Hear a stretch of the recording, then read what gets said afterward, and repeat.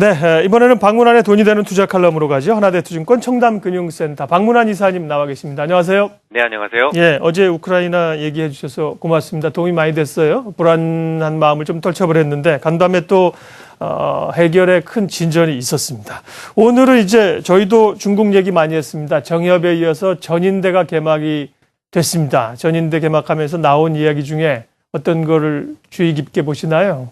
네, 지금까지 눈에 띄는 것은 대략 두 가지 정도죠. 일단 GDP 성장률에 대한 전망치가 7.5%로 발표됐습니다. 양해는 지방 양해가 먼저 생기고 중앙 양해가 열리게 되는데요. 사실 지방 양해에서 저마다 기존의 그 성장률 전망치를 하향하는 분위기인데다가 얼마 전 중국의 고용 시장을 위해서는 최소한 7.2%는 지켜져야 된다라는 목소리도 있었기 때문에 시장 컨센서스는 대략 7.2% 정도에서 형성돼 있었습니다만 오늘 리커창 총리 7.5% 성장률을 제시를 했더군요. 아시다시피 중국은 통제 경제입니다. 지금까지 제시했던 목표 성장률에 미달한 적은 없었다는 점에서 올해 말 7.5%는 무난히 달성할 것으로 보입니다. 두 번째로 눈에 띄는 것은 예금자 보호법을 시도하겠다라는 건데요. 얼마 전 WMP 즉 신탁 자산 관리 상품 중 하나가 부도 위험에 처하면서 단기 금리가 급등한 적이 있었죠. 예금자 보호법이 실행되면 이제 안전한 자산과 그렇지 못한 투기 자산에 대한 구분이 명확해지게 되고 좀 더 금융시장이 투명해지는 결과를 가져올 것으로 예상이 됩니다. 하지만 양해는 지금 막 시작한 거죠. 긍정적 전망치의 발표에도 불구하고 중국 증시가 좀 시원치 않은 반응을 보이고 있는데요. 이 지방 양회에서 가장 많이 거론됐다는 단어가 바로 개혁이었기 때문입니다. 이 개혁을 위한 구조 조정에 대한 우려감이 아직 남아있기 때문에 좀 더 진행되는 상황을 좀 더 살펴야 되겠지만 그 구조 조정이 되는 그 구간이 지금까지 공급 초과 상태였던 철강 산업이라든지 이런 부분이다라면 우리나라 계속 철강 산업 안 좋았지 않습니까? 조금 힘을 줄 수 있는 중기적으로 힘을 줄 수 있는 그런 소식도 조만간 들려올 가능성이 있습니다. 그리고 이제 내일 유럽 중앙은행 회의가 있습니다. 정책 회의로서도 중요한 상황인데 어떤 얘기들이 좀 나올 것 같습니까? 오는 6일로 예정된 ECB의 통화정책회의는 어느 때보다도 좀 그 세간의 관심을 끌고 있습니다.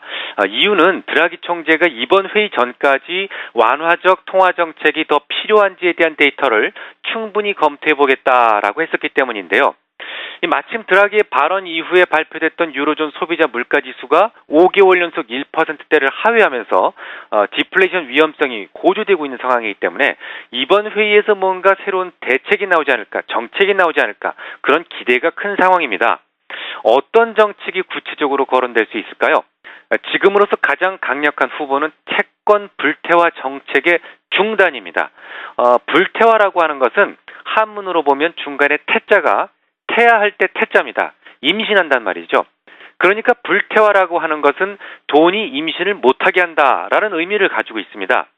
불태화를 중단시킨다라는 것은 그냥 돈이 임신하게 둔다라는 얘기죠. 그러니까 이해가 좀 잘 안 가시죠? 그냥 내 돈이 임신했으면 좋겠습니다.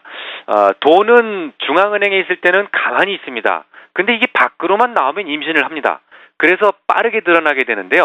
그것을 전문 용어로 승수 효과라고 합니다. 자세한 임신의 경로를 모두 다 설명을 드릴 수는 없고요. 대략 본원 통화가 시중에 나오면 대략 5배에서 10배까지 늘어난다고 보시면 되겠습니다. 이 불태화 정책이라고 하는 것은 이 승수 효과를 발휘하지 못하게 돈을 거세시키는 행위죠. 방법은 간단합니다. 풀려나간 돈이 늘어날 조짐을 보이면 즉각 단기 채권을 발행을 해서 늘어난 만큼 흡수를 하면 되는 거죠.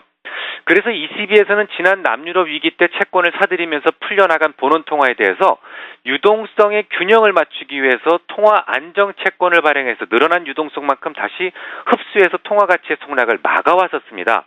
그 통화 안정 채권의 발행을 중단하게만 해도 시중에 풀려있는 유동성은 즉각 임신을 다시 하게 되는 거죠. 마치 양적 완화의 효과와 비슷해진다라고 보시면 되겠습니다.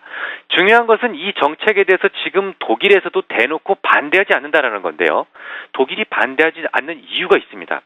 초과 지준의 금리 인하처럼 그 효과가 무척 강인해서 유동성이 갑자기 시장이 풀려서 늘어날, 유동성이 갑자기 늘어날 그 위험성이 좀 작은데다가 또 만약에 시장 유동성이 갑자기 늘어난다고 하더라도 즉각 다시 가지 단기책 발행을 통해서 제어가 쉽기 때문이죠.